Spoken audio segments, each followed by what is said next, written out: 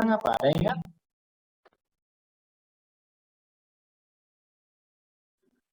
Penyakit menular seksual. Tuh, kemarin sudah PMS ya. Berarti sekarang kita melanjutkan ya.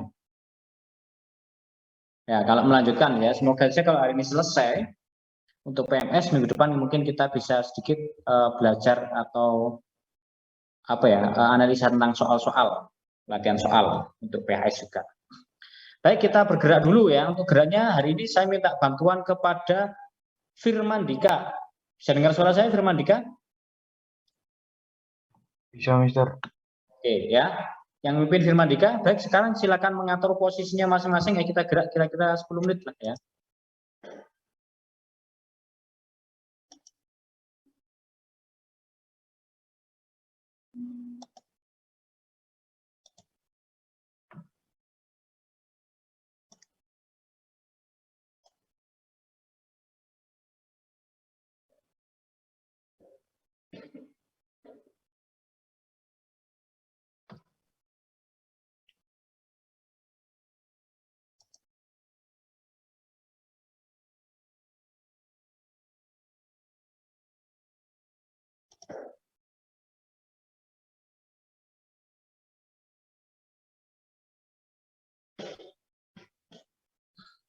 Baik ya, silakan mengatur posisinya. Kalau sudah silakan untuk kameranya dinyalakan.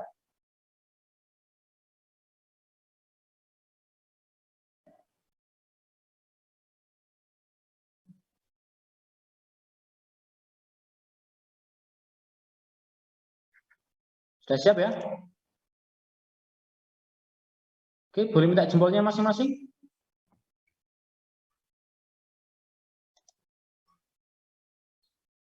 Oke ya, yang belum nyala dinyalakan dulu ya.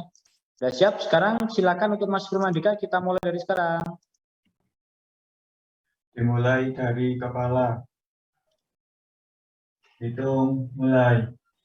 1, 2, 3, 4, 5, 6, 7, 8.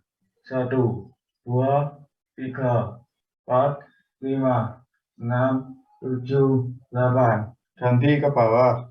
Hitung mulai.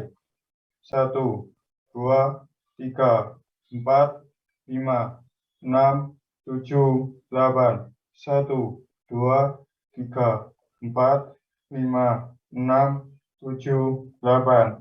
Ganti ke kanan. Hitung mulai. 1, 2, 3, 4, 5, 6, 7, 8.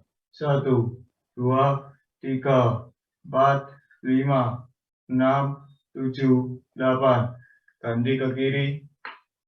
1, 2, 3, 4, 5, 6, 7, 8. 1, 2, 3, 4, 5, 6, 7, 8. Ganti tangan ke kanan. 1, 2, 3, 4, 5, 6, 7, 8. 1, 2, 3, 4, 5, 6, 7, 8. Ganti ke kiri. 1, 2, 3, 4, 5, 6, 7, 8. 1, 2, 3, 4, 5, 6, 7, 8. Ganti tangan. 1, 2, 3, 4, 5, 6, 7, 8. 1, 2, 3, 4, 5, 6, 7, 8. Ganti tangan kiri. 1, 2, 3, 4, 5, 6, 7, 8. 1, 2, 3, 4, 5, 6, 7, 8. Ganti tangan ditarik ke atas. 1, 2, 3, 4, 5, 6, 7, 8. 1, 2, 3, 4, 5, 6, 7, 8. Ganti tangan ke kanan. 1, 2, 3, 4, 5, 6, 7, 8. 1, 2, 3, 4, 5, 6, 7, 8. Ganti tangan ke kiri. 1, 2, 3, 4, 5, 6, 7, 8. 1, 2, 3, 4, 5, 6, 7, 8. Ganti tangan ke depan. 1, 2, 3, 4, 5, 6, 7, 8. 1, 2, 3, 4, 5, 6, 7, 8. Ganti tangan ke bawah. 1, 2, 3, 4, 5, 6, 7, 8. 1, 2, 3, 4, 5, 6, 7, 8. Ganti tangan dibalik ke atas ini. 1, 2, 3, 4, 5, 6, 7, 8. 1, 2, 3, 4, 5, 6, 7, 8. Ganti kaki kanan, diangkat. 1, 2, 3, 4, 5, 6, 7, 8. 1, 2, 3, 4, 5, 6, 7, 8. Ganti. 1, 2, 3, 4, 5, 6, 7, 8. 1, 2, 3, 4, 5, 6, 7, 8. Ganti. 1, 2, 3, 4, 5, 6, 7, 8. 1, 2, 3, 4, 5, 6, 7, 8. Ganti kaki kiri. 1, 2, 3, 4, 5, 6, 7, 8. 1, 2, 3, 4, 5, 6, 7, 8. Ganti. 1, 2, 3, 4, 5, 6, 7, 8. 1, 2, 3, 4, 5, 6, 7, 8. Ganti.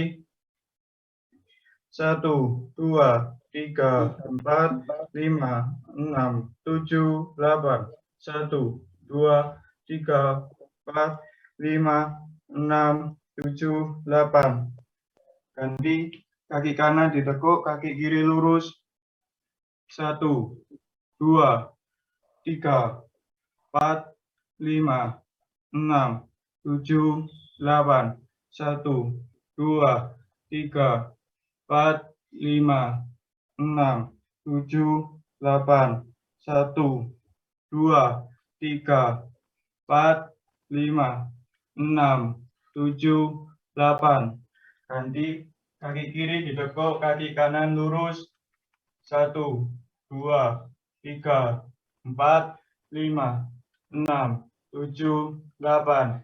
1, 2, 3, 4, 5, 6, 7, 8. 1, 2, 3, 4, 5, 6, 7, 8. Ganti kaki kiri ditekuk, kaki kanan lurus. 1, 2, 3, 4, 5, 6, 7, 8. 1, 2, 3, 4, 5, 6, 7, 8. 1, 2, 3, 4, 5, 6, 7, 8. Ganti kaki kanan ditekuk, kaki kiri lurus. 1, 2, 3, 4, 5, 6, 7, 8. 1, 2, 3, 4, 5, 6, 7, 8. Ganti kedua kaki jinjit. 1, 2, 3, 4, 5, 6, 7, 8, 1, 2, 3, 4, 5, 6, 7, 8, 1, 2, 3, 4, 5, 6, 7, 8. Ganti lari di tempat. 1, 2, 3, 4, 5, 6, 7, 8, 1, 2, 3, 4, 5, 6, 7, 8. Ganti jumping jack. 1, 2, 3, 4, 5, 6, 7, 8. 1, 2, 3, 4, 5, 6, 7, 8. Sudah, Mister. Oke, silakan kembali ke posisi duduk.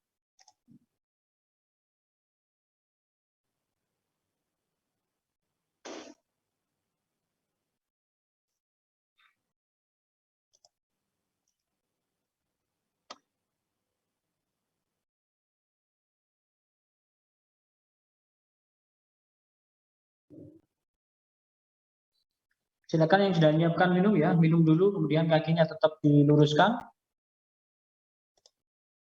Jangan ditekuk ya. Kemudian kameranya dinyalakan.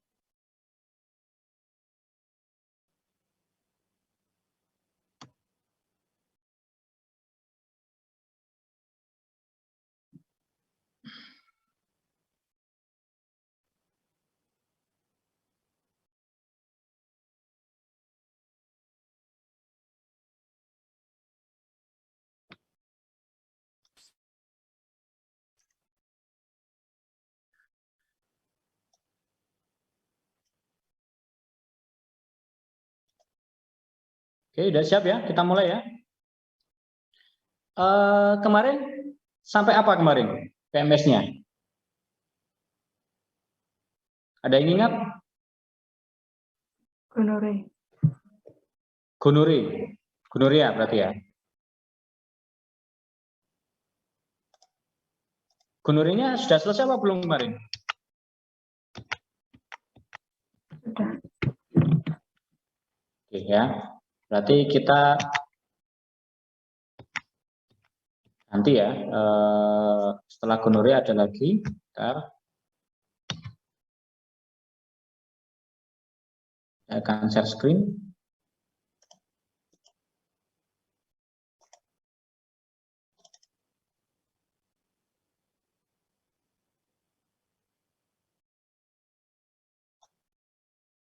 Apakah nampak? Terlihat, Mister. Oke ya. Bentar. Ya, itu gonorea yang kemarin kita pelajari ya. Jadi sebelumnya gonorea ini ada namanya sifilis kemarin ya. Sekarang ini adalah gonorea. Bentar.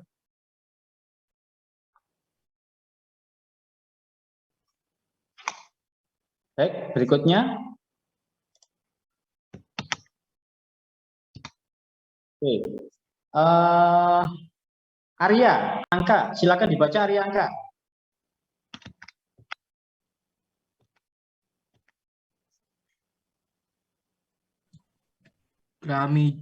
Chlamydia disebabkan oleh bakteri Chlamydia trachomatis.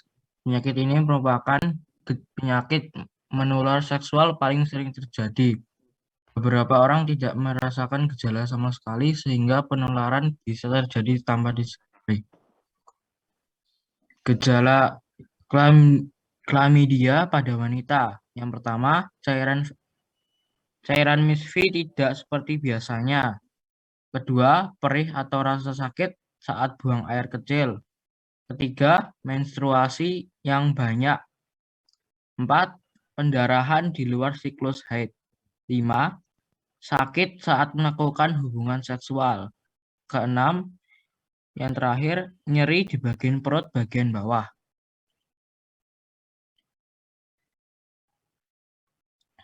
Gejala klamidia pada pria. Yang pertama, sakit pada ujung Mr. P, keluar cairan berwarna jernih atau putih. Sakit pada buang air kecil. Yang ketiga, rasa gatal atau panas sekitar lubang penis.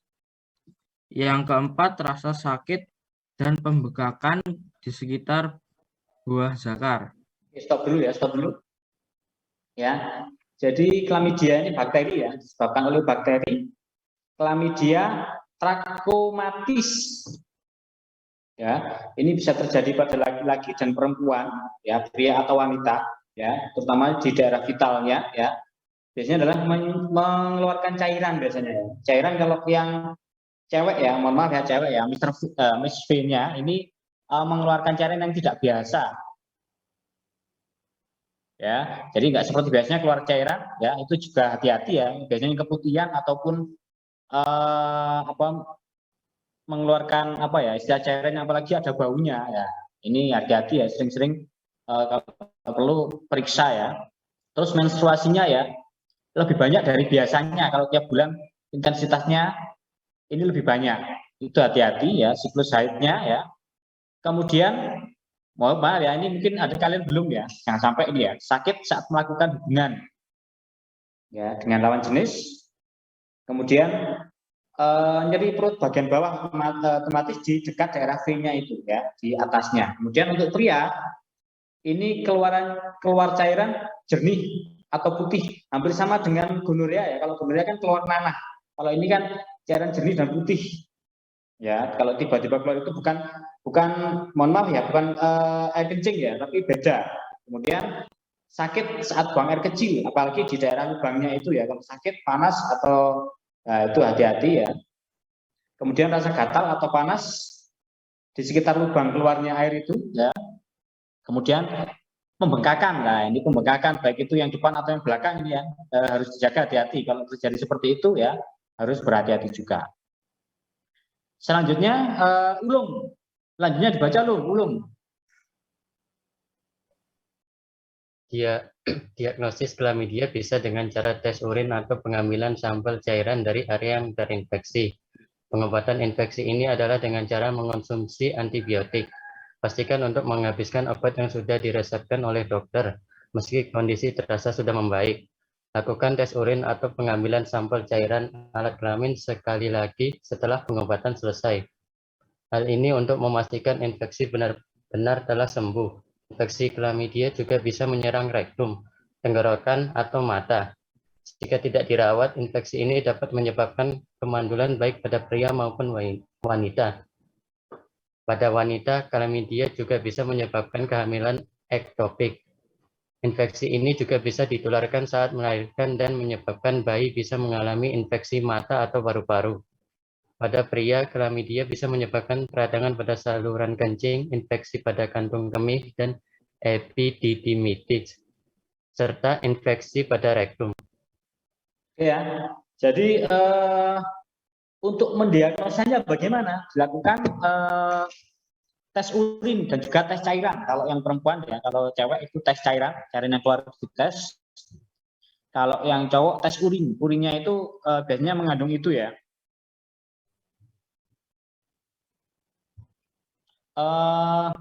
Untuk pengobatan sama seperti kemarin ya, otomatis antibiotik. Dan antibiotik ini sekali lagi, antibiotik ini harus sampai habis. Walaupun sudah merasa sembuh, sehat, kalau antibiotiknya 3 hari ya 3 hari itu harus habis. Kalau tidak, efeknya kemarin sudah saya jelaskan ya, mungkin terjadi kekebalan terhadap obat, mungkin juga penyakitnya semakin parah dan sebagainya. Kemudian, nah ini ya, jika tidak dirawat dapat menyebabkan kemandulan. Nah ini hati-hati ya, kemandulan baik wanita. Kalau misalkan dia pernah kena itu diobati ya belum sembuh betul, memberhentikan obatnya, otomatis kan masih ada, itu bisa menyebabkan ini ya, kemandulan baik itu pria atau wanita. Kemudian Klamidia juga bisa menyebabkan kehamilan ektopik. Apa itu ektopik? Ada yang tahu? Kehamilan ektopik itu apa?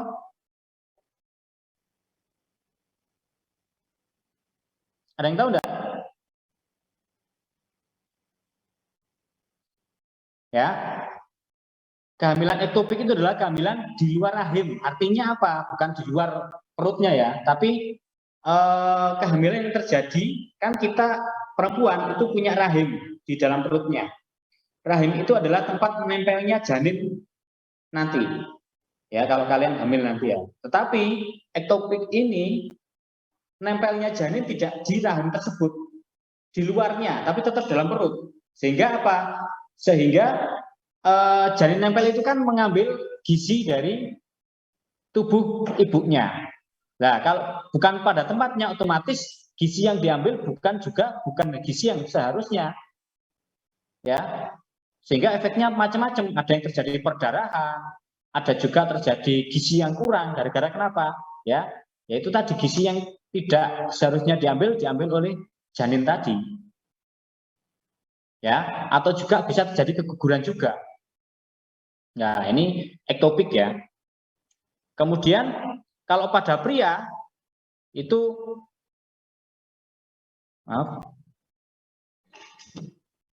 bisa menyebabkan peradangan saluran kencing, infeksi kandung kemih dan juga epididymitis serta infeksi pada rektum. Apa kira-kira infeksi epididymitis itu apa?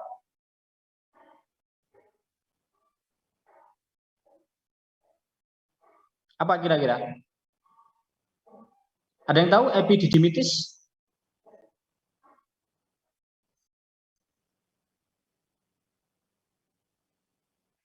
Ya, jadi epididymitis itu infeksi yang terjadi di saluran, mohon maaf ya, kalau laki-laki kan menghasilkan cairan yang namanya sperma, ya.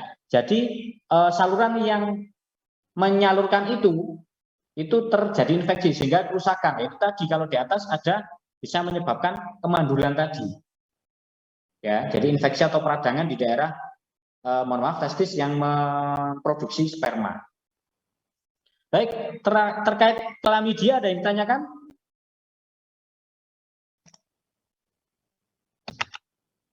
Klamidia? Nggak ada ya? Oke, lanjut ya, biar cepat. Berikutnya adalah silakan Raihan, dibaca Raihan.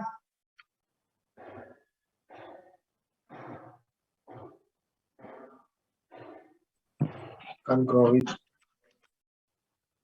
disebabkan oleh bakteri Haemophilus ducreyi. Bisul kecil di alat kelamin akan muncul setelah 1-14 hari seseorang terinfeksi kankroid. Sehari setelahnya, benjolan akan berubah menjadi luka. Ketiga, selain kemunculan luka, sebagian orang yang terinfeksi kankroid akan mengalami pembengkakan kelenjar getah bening di bagian selangkangan. Pada sebagian orang, pembengkakan ini bisa berkembang menjadi abses. Tidak ada tes darah khusus untuk kankroid. Kankroid biasanya didiagnosis dengan melihat luka yang muncul, pembengkakan kelenjar, dan melakukan beberapa tes pemeriksaan untuk menyingkirkan PMS lainnya. Pengobatan kondisi ini dilakukan dengan pemberian antibiotik untuk mengatasi infeksi.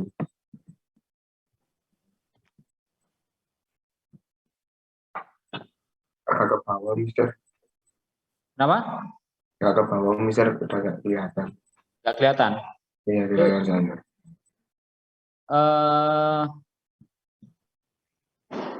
Langsung aja ya, kankroid saya jelaskan. Kankroid ya disebabkan oleh bakteri ya, Haemophilus doril ya. Bisul ya, seperti bisul tapi di daerah kelamin. Mohon maaf ya, bisul di daerah kelamin. Kemudian bisul ini bisa pecah dan berubah menjadi luka. Ya.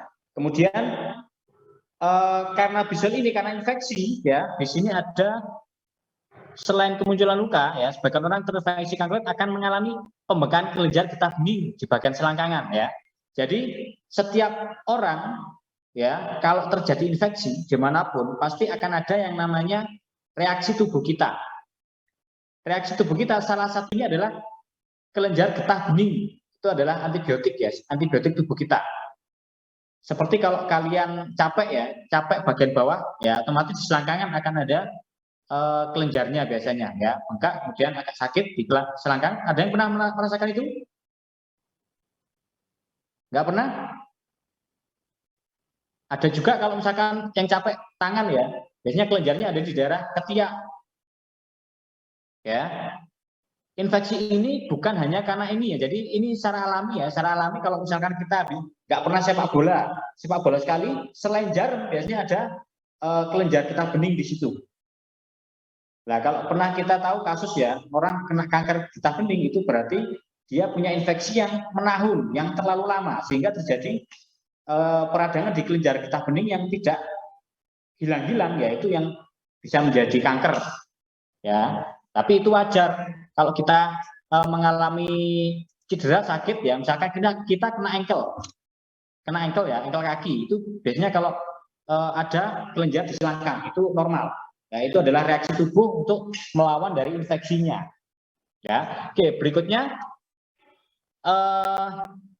pada sebagian orang pembengkakan ini bisa berkembang menjadi abses. Abses itu sama seperti bisul ya. Jadi pembengkakannya itu dalamnya ada nanahnya. Ya. Kemudian untuk diagnosisnya bagaimana ya, cairan yang di dalamnya itu, cairan yang dalam absesnya atau dalam bisulnya tadi dicek. Jadi bukan tes darah tetapi dengan apa ya, cairannya. Kemudian pengobatannya sekali lagi ya, karena ini bakteri ya, kita antibiotik lagi seperti yang tadi saya jelaskan, harus sampai habis. Kemudian yang terakhir untuk akses kelenjar getah bening, produser drainase dengan jarum atau operasi kecil bisa dijalani. Artinya apa? Artinya cairan yang di dalamnya itu dibuang.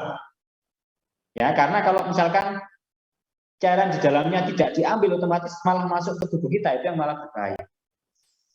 Oke ya, itu kankroid. Ada yang tanyakan tentang kankroid? Ya, ini istilahnya seperti bisul ya, semacam bisul yang ada di daerah alat vital atau kelamin, baik itu cowok ataupun cewek. Lanjut ya. Oke, kita lanjut.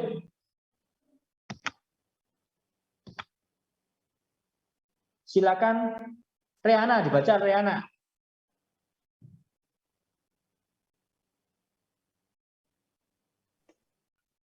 Donofanosis juga disebut granuloma inguinal, disebabkan oleh bakteri Klebsiella granulomatis. Penyebaran penyakit ini biasanya terjadi melalui vagina atau seks anal dan sangat jarang ditularkan melalui seks oral. Kebanyakan penderita dari penyakit ini adalah pria. Penyakit ini akan menggerogoti jaringan alat kelamin secara perlahan.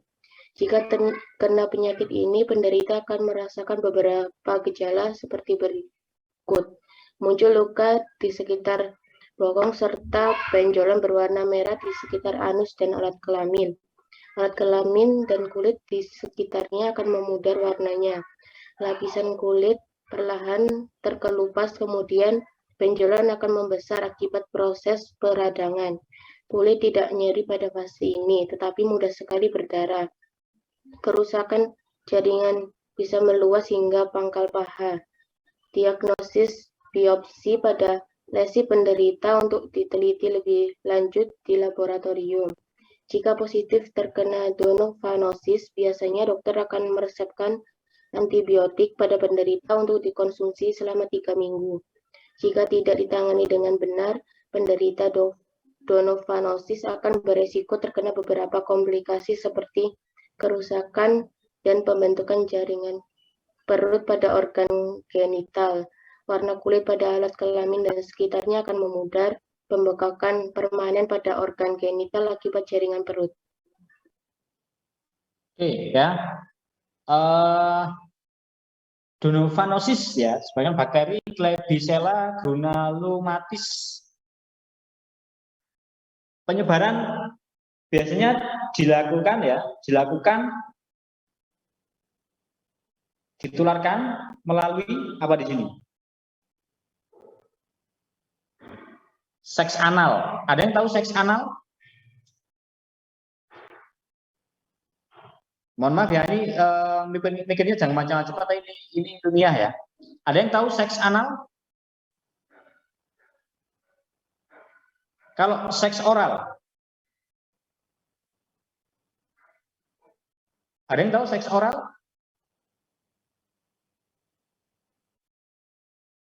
Yo, jangan tersenyum-senyum ya, ini pembelajaran ya, nggak apa-apa ya. Jadi, mohon maaf ya, kalau seks anal itu adalah memasukkan alat kelamin ke bagian belakang. Paham maksudnya? Ya, jadi bukan tempat semestinya, tetapi di bagian belakang. Itu namanya seks anal. Kalau oral itu adalah bagian mulut. Jadi memasukkan alat kelamin di bagian mulut. Bisa bedakan ya? Oke.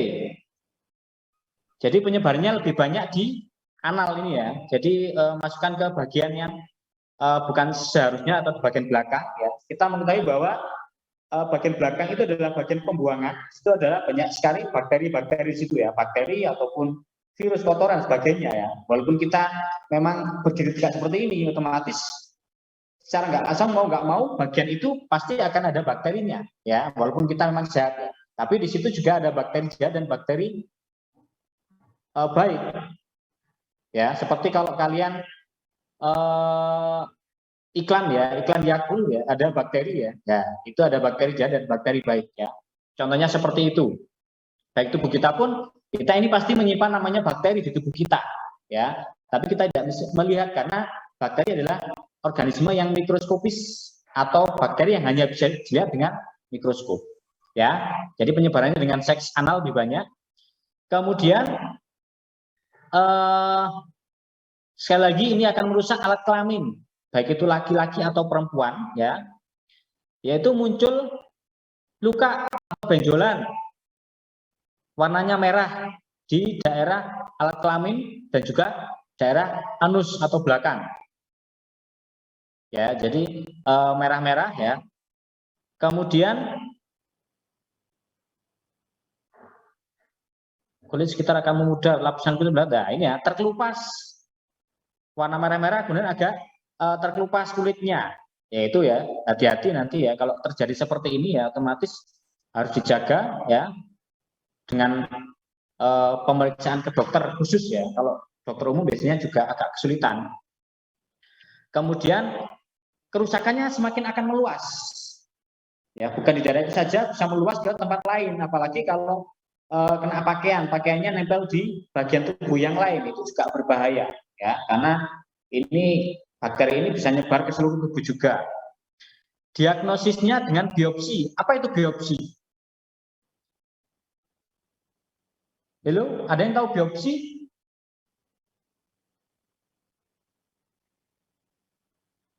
Biopsi itu adalah mengambil bagian dari yang sakit tadi. Yang biasanya terjadi biasanya kanker ya. Kalau kanker berarti di darah itu diambil, kemudian dicek ini kankernya jenis apa, itu apa ya. Sama seperti ini juga ya. Jadi di bagian yang sakit tadi diambil, kemudian diteliti di laboratorium dengan berbagai macam penelitian. Itu namanya biopsi. Kemudian jika terkena, ini langsung dengan antibiotik lah. Ini antibiotiknya dosisnya agak lama. Di sini selama 3 minggu. Ya, selama 3 minggu ya harus habis. Kalau misalkan 2 minggu sudah sehat, sudah sembuh, bagaimana? Ya tetap diselesaikan sampai 3 minggu ya, seperti yang tadi saya jelaskan. Antibiotik harus seperti itu. Ini risiko yang terjadi kalau tidak ditangani ya. Kerusakan pembentukan jaringan di organ genital. Genital itu adalah organ vital kita. Kemudian warna kulit yang memudar. Jadi beda warna kulit. Kemudian pembengkakan permanen. Ya, jadi pembengkakan permanen ini pembengkakan yang tidak wajar. Ya, ini juga harus berhati-hati. Oke, donovanosis ada yang ditanyakan? Silakan. Terkait donovanosis. Kita sampai jam berapa ya?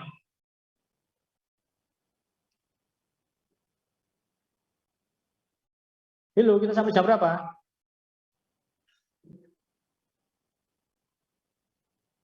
Ntar saya lihat dulu jadwalnya. Sampai 8.45 ya. Masih lama. Oke. Lanjut. Sekarang minta bantuan kepada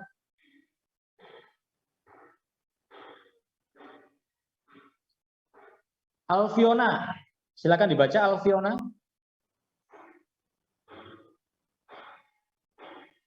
Alfiona, bisa dengar suara saya?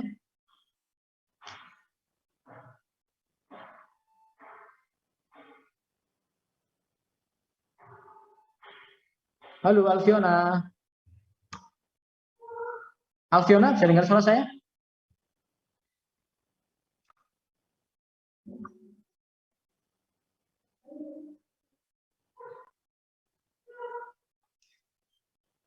Alfiona? Mic-nya error itu. Oh, mic-nya error. Oke. Ganti saja kalau gitu Maharani, Elvira.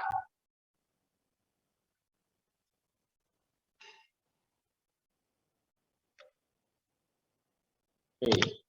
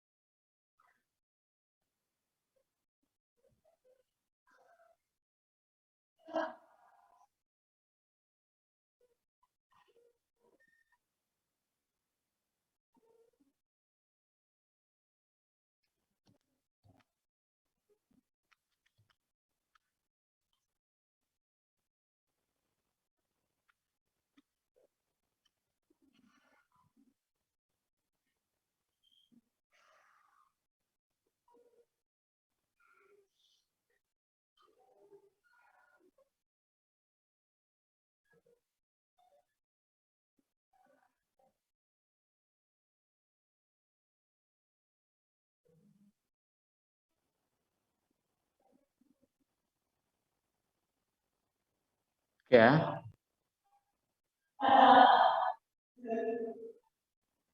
Oke. Limfogranuloma venereum. Ya, ini kembali lagi ke awal ya. Ini ada namanya klamidia ya, kembali lagi ke klamidia, cuman bedanya infeksi ini sudah menyerang sistem limfatik. Ada yang tahu sistem limfatik? Ya, atau sistem kelenjar getah bening. Ya, getah bening atau yang tadi saya jelaskan ya, selangkangan tadi ya, yang pembengkakan. Ya, ini juga bisa memicu yang namanya kanker getah bening juga.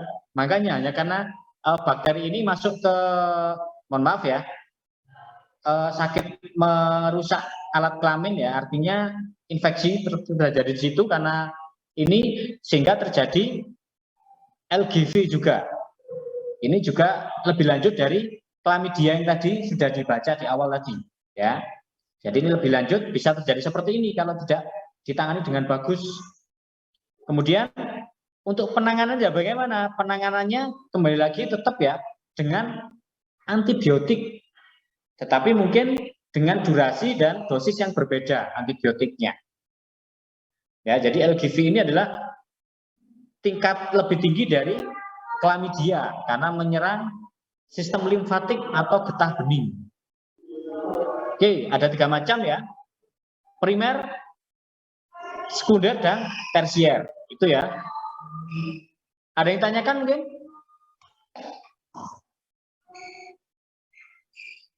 Ya, bedanya kalau primer itu kan hitungannya hari. Kalau sekunder itu bulan. Kalau tersier ini lebih ke tahun. Ya, semakin lama semakin lama. Jadi sudah pernah kena, ya makanya tadi saya bilang pada saat antibiotik yang belum tuntas, ya akan terjadi hal seperti ini. Baik, ada yang tanyakan? Tidak ada ya? Baik, sekarang kita lanjutkan lagi. Bentar.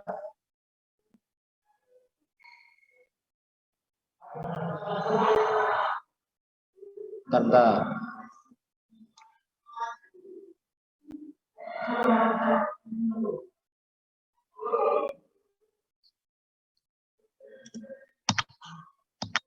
Berikutnya adalah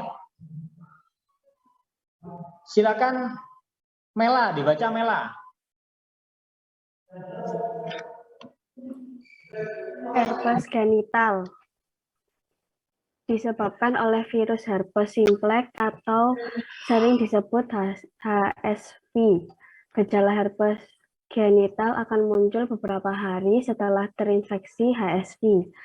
Luka melepuh berwarna kemerahan serta rasa sakit pada wilayah genital menjadi awal gejala herpes yang muncul. Mungkin juga akan disertai gatal atau sakit saat membuang air kecil. Virus ini dapat bersifat dorman atau tidak aktif dan bersembunyi di dalam tubuh tanpa menyebabkan gejala. Tapi virus ini bisa kembali aktif dan luka akan muncul kembali. Meskipun begitu, luka yang terjadi biasanya lebih kecil dan tidak terlalu sakit dibandingkan dengan infeksi pertama.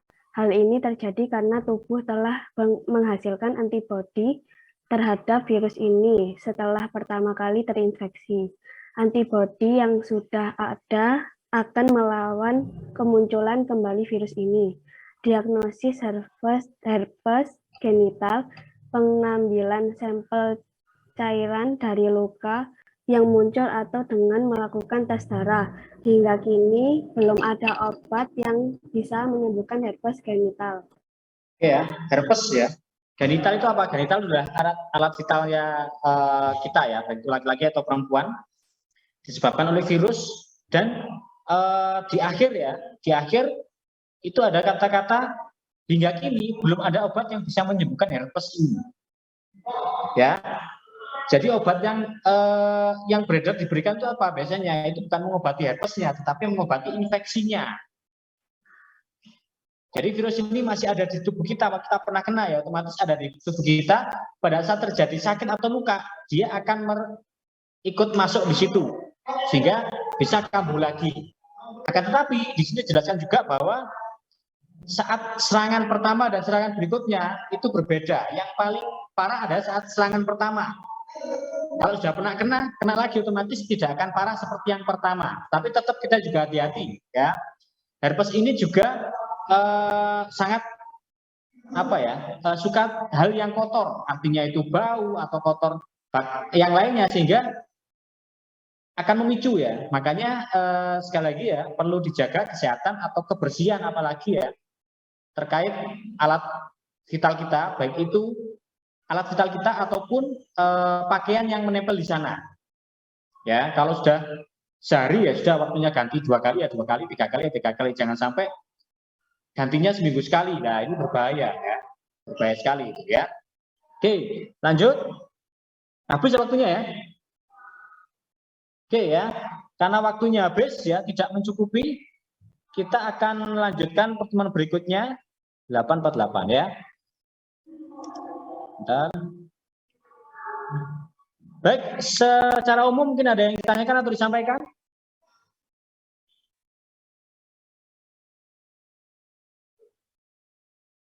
Nggak ada ya? Oke, kalau nggak ada, pertemuan berikutnya kalau tidak mencukupi ya otomatis kita tidak latihan soal tapi melanjutkan PMS karena masih banyak sekali ya materinya. Itu saja. Mohon maaf bila ada yang kurang berkenan, silakan Mas Rifki memimpin doa. Kita mulai dari kegiatan pada hari ini, marilah kita berdoa menurut agama dan kepercayaan masing-masing. Berdoa dipersilakan.